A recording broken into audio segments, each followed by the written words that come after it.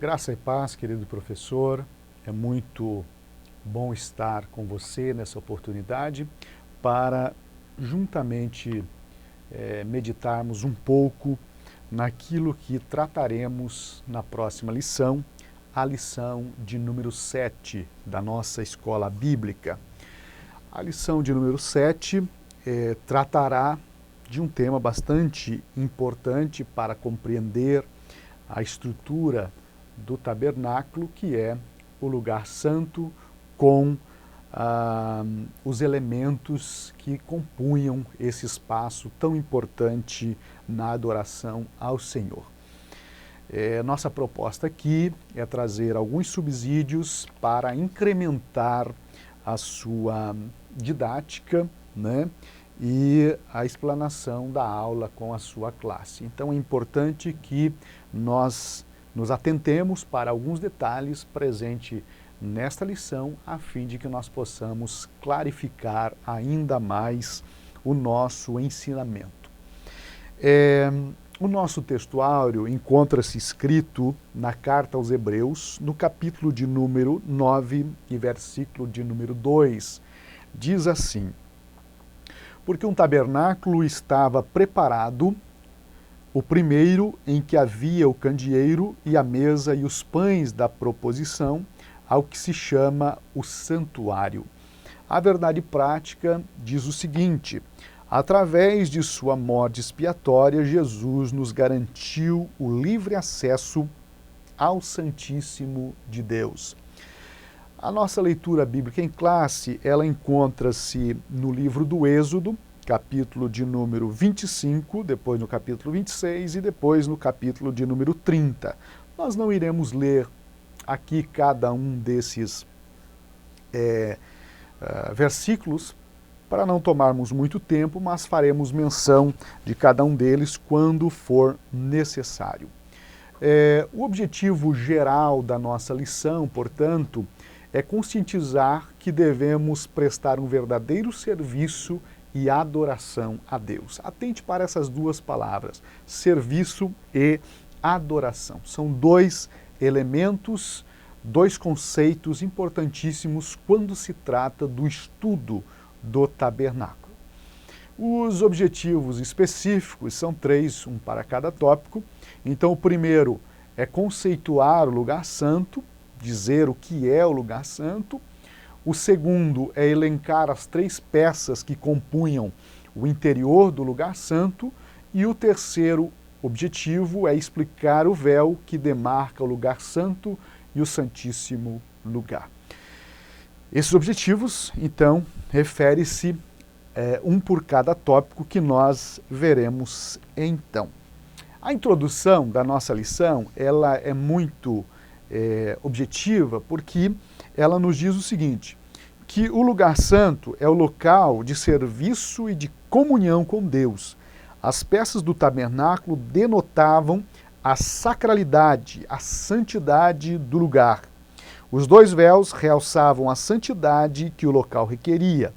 O lugar santo tem muito a nos dizer, por isso estudaremos a sua simbologia, pois esta tem muito a ensinar-nos nesses dias difíceis e trabalhosos. Há consolação nesse estudo. O lugar santo, ele é interessante nós observarmos algumas características desse espaço e por que ele é assim conceituado, assim denominado. Eu elenquei pelo menos 6 pontos importantes que você pode apresentar como subsídio dessa lição para aprofundar um pouquinho mais o entendimento deste primeiro tópico. Esse material que eu estou usando aqui vai estar disponível em PDF no link da Escola Bíblica de Blumenau. Então, a primeira coisa que nós temos que ter muito claro em relação ao lugar santo é que somente os sacerdotes consagrados ao Senhor poderiam entrar no lugar santo. Aqui nós percebemos que o acesso ao lugar santo estava restrito a um grupo menor de pessoas, somente os sacerdotes, e estes sacerdotes eram os descendentes de Arão, né, os descendentes naturais de Arão, e somente eles poderiam ter acesso ao lugar santo. O segundo ponto que você deve ressaltar ao trabalhar esse tópico é que a congregação de Israel, ela poderia adentrar no pátio, né, no pátio externo, aonde havia ali um espaço para oferecer as suas ofertas ao Senhor, né, no altar de bronze. Então, toda a congregação de Israel poderia entrar no pátio externo até o altar de bronze e entregar a sua oferta ao sacerdote para ser oferecida ali. Havia algumas restrições relativas à questão de leprosos, enfim, mas a congregação de Israel tinha esse acesso livre ao pátio externo, aonde ofereciam as suas ofertas no altar de bronze. Agora, no lugar santo, aonde estava o candeeiro, a mesa com os pães da proposição e o altar de ouro, somente os sacerdotes descendentes naturais de Arão é que poderiam adentrar nesse espaço.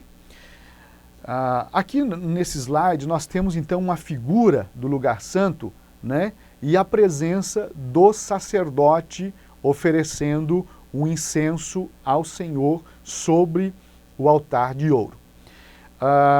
O terceiro ponto que eu quero ressaltar é que, tipologicamente falando, este lugar aponta para o lugar onde os crentes em Cristo, e Pedro vai dizer isso, a geração eleita, o sacerdócio real, podem se achegar e cultuar, adorar e servir ao Senhor.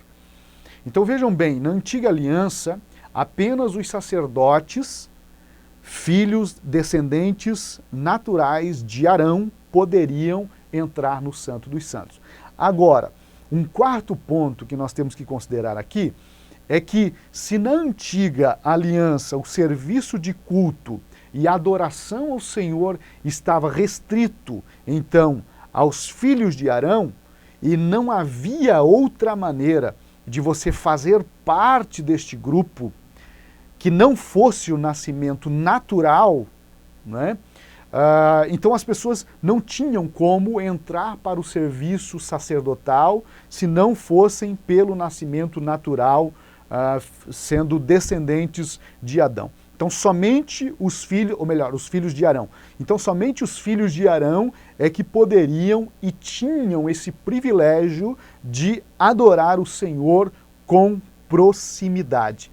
Agora, um quinto ponto que eu gostaria de ressaltar é que, na nova aliança, né, a participação no serviço de adoração ao Senhor não fica restrito a descendentes naturais de Arão, mas a todos aqueles que nasceram de novo em Cristo Jesus, foram feitos por eles nova criatura e feitos por ele sacerdócio real. Então, o nascimento natural já não tem mais importância na nova aliança. O que importa na nova aliança, para fazer parte do culto de adoração e serviço ao Senhor, é o novo nascimento. E aqui é uma questão interessante, porque tanto os filhos de Arão quanto qualquer ser humano na terra estava sob a maldição do pecado. Estava sob a maldição do pecado, e isso lhe trazia sobre ele a ira de Deus. Somente por meio do sangue de Jesus Cristo é que nós fomos perdoados, purificados, e agora nós temos acesso a Deus. Então, um sexto ponto interessante a ser considerado é que nossa participação no serviço e adoração ao Senhor é resultado do novo nascimento em Cristo, não um nascimento carnal, natural, mas o nascimento da água e do Espírito, como Jesus fala a Nicodemos por ocasião daquele encontro que eles tiveram e Jesus esclareceu sobre a necessidade do novo nascimento. Então, a partir do novo nascimento, nós nos tornamos sacerdócio real, né? O sacerdócio real comprado pelo sangue de Cristo e agora, então, podemos servir ao Senhor, adorá-lo e ter comunhão com Ele. Então, esse é o primeiro tópico e aqui um subsídio para você discutir na sua aula sobre a importância do novo nascimento. E aqui é um ponto interessante porque novo nascimento vai muito além de ter uma carteira de membro, de fazer parte de um grupo religioso ou fazer parte de uma igreja. Novo nascimento é uma experiência particular e transformadora que cada pessoa precisa vivenciar em Cristo para experimentar as bênçãos de Deus e a presença constante do Espírito Santo de Deus na sua vida. Então aqui você deve ressaltar a importância de passar, de ter a experiência do novo nascimento para servir e adorar o Senhor em plenitude e proximidade. Muito bem.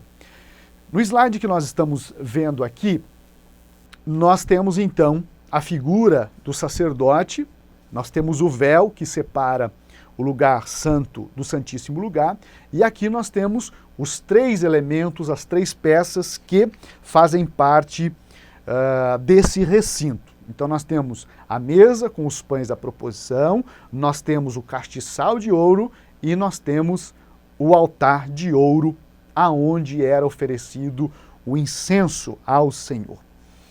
Bem, a primeira peça dessa sala, dessa antessala do Santíssimo Lugar, tinha o castiçal de ouro, que ele ficava no lado sul, de frente para a mesa dos pães da proposição. Então a mesa ficava aqui, o candelabro ou castiçal ficava aqui, e à sua frente, ou na lateral, estava então o altar de ouro aonde se oferecia um incenso. O castiçal era fundamental porque ele iluminava o ambiente para se oferecer o sacrifício, o incenso ao Senhor, fazer então este ato de adoração e de intercessão a Deus. Mas é interessante porque, tipologicamente falando, o castiçal, ele representa o ministério de Cristo, bem como o ministério da igreja. Porque Jesus é a luz do mundo. A igreja é a luz do mundo. Então, à semelhança de Cristo, a igreja também possui um ministério semelhante àquele exercido por Jesus Cristo aqui nesta terra. E eu gostaria de inferir algumas lições importantes sobre o ministério de Cristo e o ministério da igreja aqui neste mundo. Então, a primeira questão que eu considero importantíssima a ser considerada é que o castiçal, ele era feito a partir de uma única peça de ouro que pesava aproximadamente 34 quilos. Então, o artífice, ele recebia um talento de ouro, e ele teve que moldar esse castiçal, né, à sua maneira, com a sua habilidade. A partir desse talento de ouro, ele fundiu, ele fabricou uma peça única. Essa peça, ela não era, digamos, dividida e depois juntada. Não, o castiçal que ficava no lugar santo, ele era uma peça única e o artífice, ele teve que desenvolver de uma maneira magnífica, né, essa peça a partir da sua habilidade para isso. Então, em Êxodo capítulo 25, versículo 31, a Bíblia diz que essa peça ela era feita de ouro batido, ou seja, o artífice, ele pega um talento de ouro e ele vai moldando esta peça com os seus detalhes extraordinários. Se você lê observar na leitura bíblica em classe, você vai ver os detalhes dessa peça e ele vai fazendo essa moldura amartelada, né? Então aqui há um ponto interessante, porque este candelabro então representa um dos aspectos do ministério de Cristo, né, que veio para o povo que andava em trevas, como diz em Isaías 9:2, e em seu ministério é interessante porque Jesus ele foi martelado pelo sofrimento da cruz, que resultou na mais perfeita e gloriosa obra, a salvação dos pecadores e, como diz depois em Filipenses 2:9, a sua exaltação como Deus. Aqui é um ponto muito interessante, porque uma das heresias durante os primeiros séculos da igreja cristã defendia a ideia de que Jesus se tornou filho de Deus por ocasião do batismo. Até o batismo, Jesus era um homem comum. Quando Jesus se batiza, o Espírito Santo desce sobre ele e ele então torna-se o Filho de Deus e aí preparado para ir até a cruz por nossos pecados. E isso não faz sentido nenhum. Por quê? Quando Jesus veio ao mundo, ele encarnou, quando o Verbo se fez carne, ele abriu mão de sua glória, mas não de sua natureza. A natureza divina estava presente em Jesus Cristo. Desde o seu nascimento, desde a sua encarnação até a sua morte, sua glorificação, Jesus nunca deixou de ser Deus. Então o ministério de Jesus não teve momento que ele era apenas homem e depois ele se tornou um homem, um espírito elevado, um ser divinizado. Não, o ministério de Jesus Cristo é a divindade única e pura, né? E isso é muito importante nós termos em mente. Jesus jamais despojou-se de sua divindade. Ele sempre foi divino em sua plenitude, apenas assumiu a forma humana para, como homem, sentir o que o homem sente e vivenciar as experiências como um homem, para então se oferecer como sacrifício agradável a Deus. Então Jesus passou pelo sofrimento para que a obra da salvação fosse efetivada. O ministério de Jesus passou por este momento, digamos, de aperto, de angústia, de agonia, de sofrimento, até que deu a forma ao mais belo e glorioso plano de Deus, que é a salvação na cruz do Calvário, que lá então foi consumada. E, portanto, Jesus, em seu ministério, ele veio para ser luz e luz para quem estava em trevas. A Igreja de Cristo, a semelhança do nosso Senhor Jesus, ela também, em Apocalipse, é descrita como um castiçal. E a Igreja, a semelhança de Cristo, possui um ministério que é espalhar as boas novas de Jesus Cristo, iluminar este mundo que está em trevas. Porque Jesus mesmo diz em Mateus, né, capítulo de número 5 e versículo de número 16, se não me foge a memória,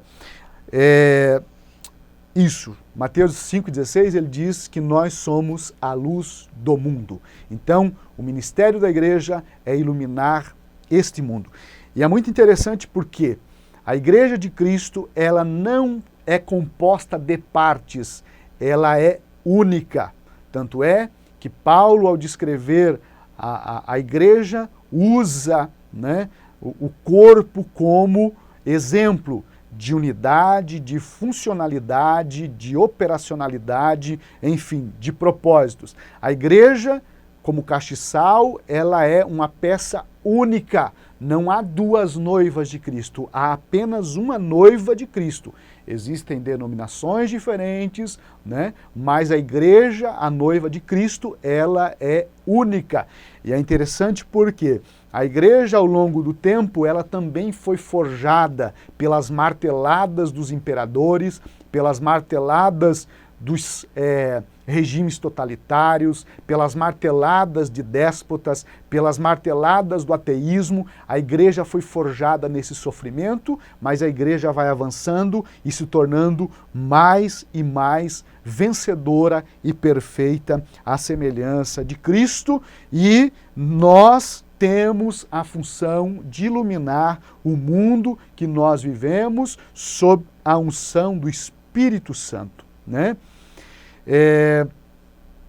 O castiçal, ele foi desenvolvido a partir de um talento de ouro puro, ou seja, não havia mistura, era ouro puro. Da mesma forma que Jesus foi puro em todo o seu ministério, ao ponto de a Bíblia dizer que ele padeceu como homem, foi tentado como homem, mas sem pecado. E é exigido também da igreja santidade, é exigido da igreja uma vida sem mácula, sem mancha, para o nosso Senhor Jesus Cristo. Então a igreja, da mesma maneira, era apenas uma peça dentre tantas outras, né? Mas deu forma ao corpo de Cristo aqui na terra, que, agraciada pelos dons do Espírito Santo, tem causado um impacto muito profundo na história da humanidade, que nenhuma outra organização foi capaz de produzir o impacto positivo que a Igreja de Jesus Cristo realizou no decorrer da história. E aqui há uma questão interessante que nós temos que separar entre igreja como instituição humana e a igreja como a noiva de Cristo. Infelizmente, há algumas igrejas, denominações que causam escândalos e muitas vezes problemas para a sociedade, são vistas de uma maneira negativa, mas a noiva de Cristo não. A noiva de Cristo é luz e ela espalha, ela reflete a glória perfeita do nosso Deus. E ela é uma instituição que os anos se passam, os governos mudam, mas a igreja permanece sendo a menina dos olhos de Deus, a noiva de Cristo, imaculada, pura e perfeita, assim como era o ouro necessário para produzir o castiçal. Jesus Cristo, em seu ministério, ele foi puro em todos os momentos. A pureza esteve presente na sua vida e por isso ele irradiava a luz da glória de Deus, iluminando quem estava em trevas.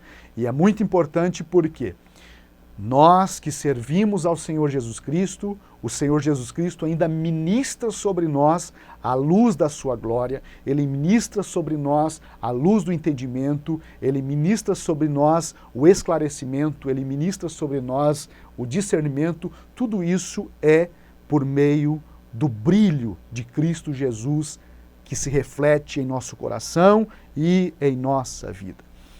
Uma outra questão importante é que na ponta de cada uma das hastes do castiçal era colocada uma lâmpada com azeite puro. Observe bem, o ouro era puro, o azeite é puro, e aqui há um ponto muito importante: a necessidade da santidade na adoração ao Senhor Jesus Cristo.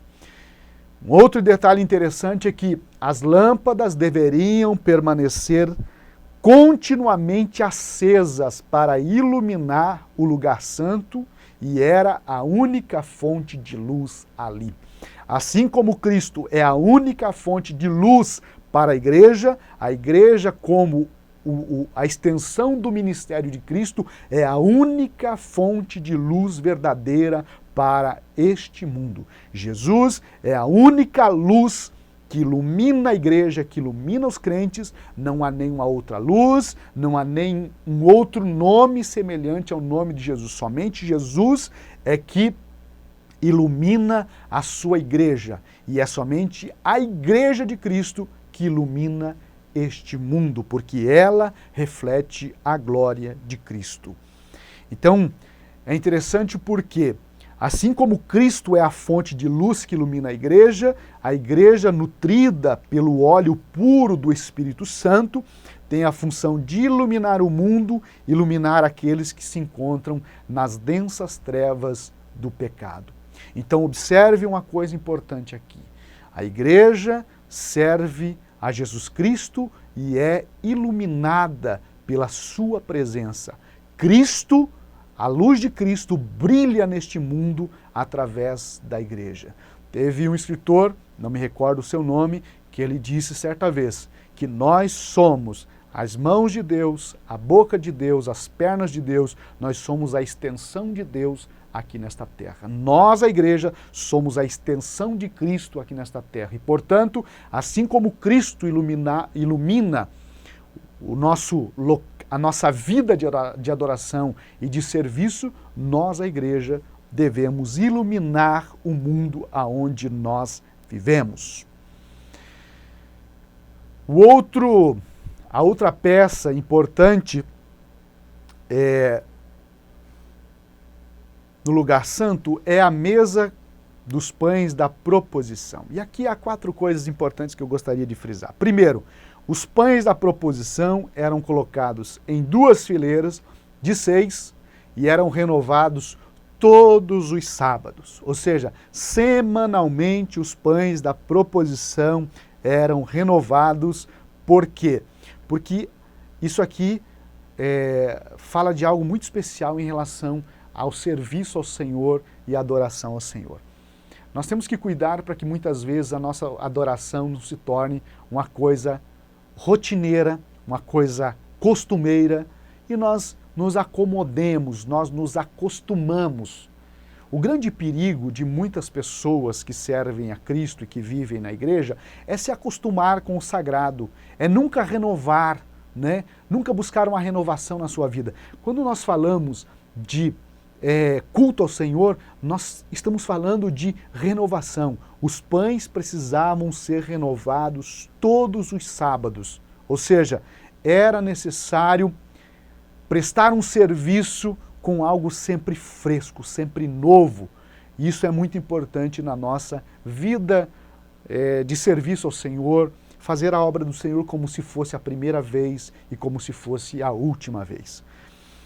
Uma outra questão importante em relação a isso é que os pães serviam para alimentar aqueles que estavam envolvidos no culto e no serviço ao Senhor.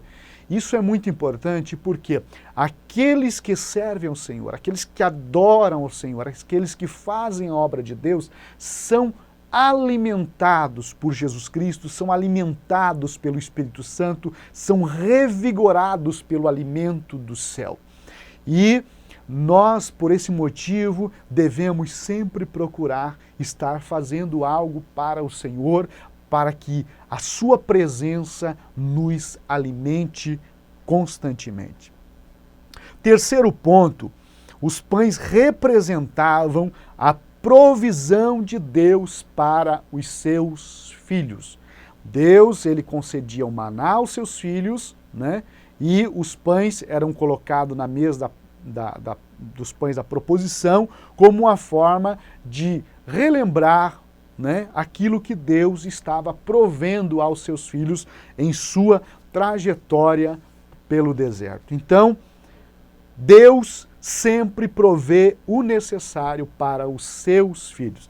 E aqui é um ponto muito interessante, porque há um propósito em relação a você dar o pão para alguém. Você dá o pão a quem tem fome, você não vai dar um pão a quem já está satisfeito, né? O Senhor, ele alimenta os seus filhos, ele provê os seus filhos de acordo com as suas necessidades. Um quarto ponto é que Jesus é o pão vivo que desceu do céu e alimenta aqueles que estão envolvidos em seu serviço de adoração a Ele.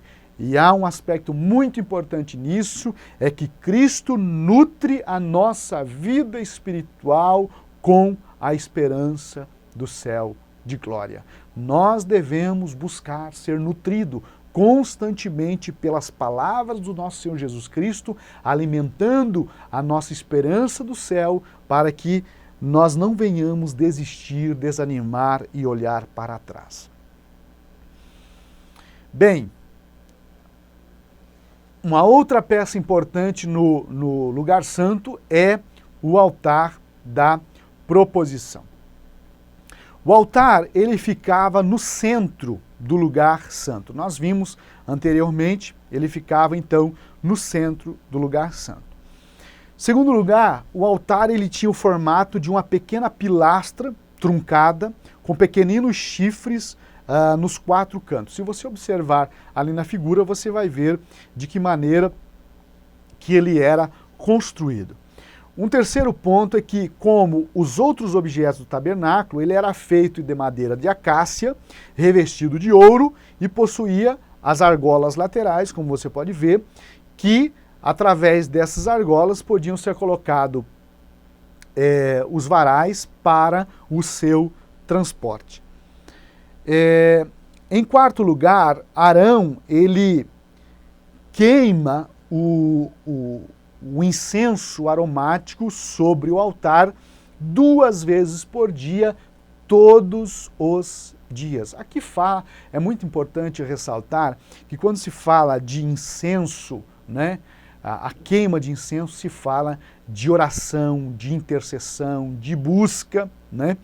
E isso traz uma lição muito importante para a nossa vida, no seguinte sentido: a oração de ontem foi para ontem, a oração de hoje é necessária porque hoje é um novo dia, né? Então a intercessão ela deve ser diária, né? E se puder fazer 2, 3, quantas vezes por dia for necessário, faça.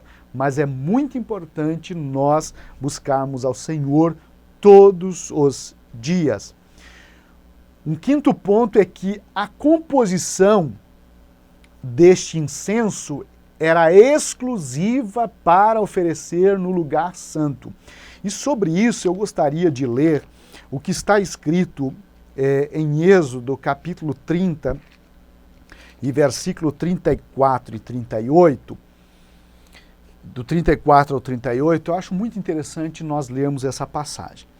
Disse mais o Senhor a Moisés: toma substâncias odoríferas, estoraque, ônica e gálbano, estes aromatas com incenso puro, cada um de igual peso, e disto farás incenso, perfume segundo a arte do perfumista, temperado com sal, puro e santo.